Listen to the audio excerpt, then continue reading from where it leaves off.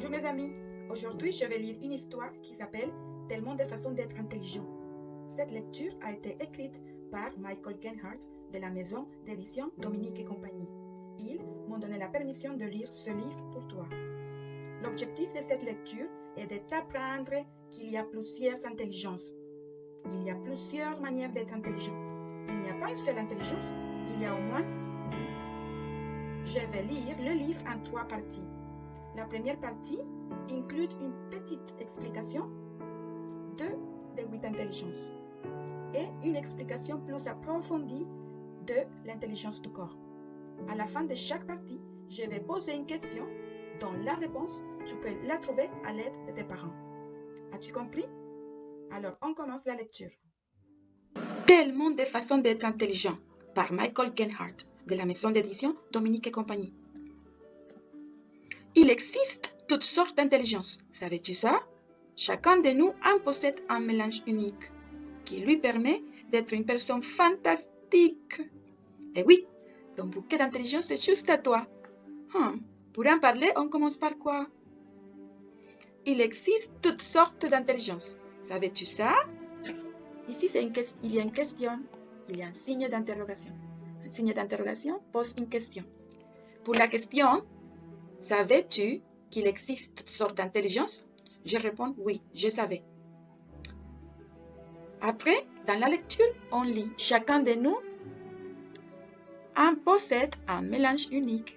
Un mélange, c'est un mix. Mon mix d'intelligence est unique et différent à ton mélange, à ton mix d'intelligence. Moi, je peux avoir l'intelligence de la nature, l'intelligence du cœur, l'intelligence du corps, l'intelligence musicale, et toi, tu peux en avoir d'autres. Ça, ce qui nous rend différentes. On va commencer pour décrire l'image sur la page. D'abord, je vois qu'il y a des animaux et chaque animal est en train de faire une activité dans laquelle, il me semble, ils sont forts. Les coqs et la tortue sont fortes pour se faire des amis. Es-tu bon pour te faire des amis? Le bébé phoque, il me semble qu'il est très habile pour les mathématiques. Je vois qu'il a pensé à des chiffres. Il a beaucoup de chiffres dans sa tête. Il aime les additions, il aime compter. Les flamants roses, je vois qu'il joue de la guitare. Alors, je pense qu'il a l'intelligence musicale. Il me semble qu'il est bon pour la musique. Les loups, je vois que les loups aiment lire. Alors, peut-être qu'il a l'intelligence des mots. Il comprend les mots et il aime tout ce qui est lire et écrire. Le singe, il est visuel. Il aime dessiner et faire des choses avec ses mains. Bricoler, colorier. Parce qu'avec son imagination, il peut créer et dessiner beaucoup d'objets et de personnes aussi. Le lézard apprécie la nature. C'est ce que je vois.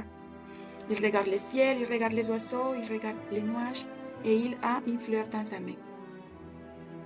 La souris, je vois qu'elle fait comme du yoga. Elle est en train de réfléchir à sa vie. Elle pense à ce qu'elle a fait aujourd'hui. Elle réfléchit à ses sentiments, ce qu'elle ressent. Et elle est fière d'elle-même. Elle se connaît bien. Elle contrôle ses émotions. Et elle peut réfléchir sur elle-même.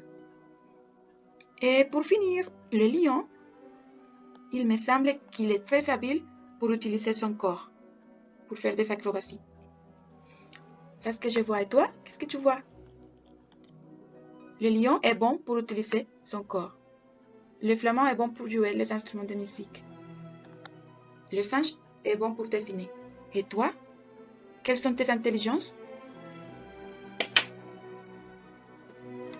Des intelligences, il y en a tout plein. Certaines sont discrètes et d'autres se voient de loin. Mais elles ont toutes un rôle à jouer. Toutes se valent, toutes ont leur particularité. Continue à lire et elles vont bientôt se dévoiler. Qu'est-ce que tu vois ici? Moi, je vois 2 renards. Et je peux voir de loin ses intelligences.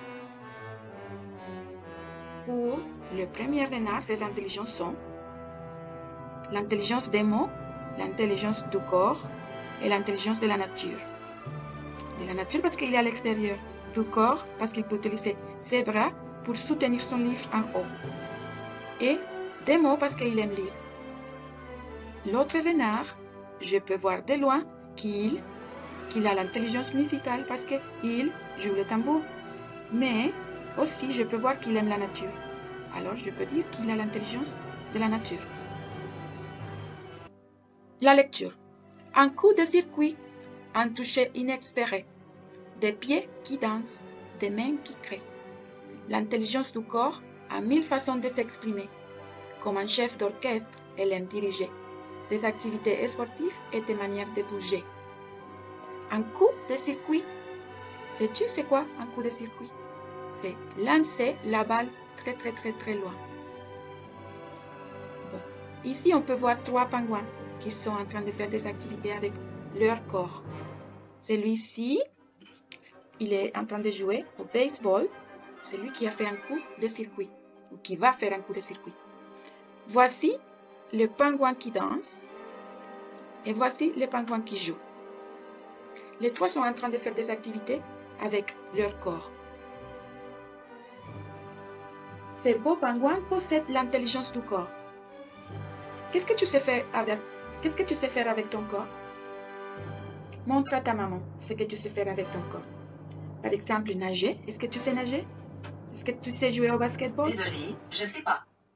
Est-ce que tu sais patiner? Est-ce que tu sais danser?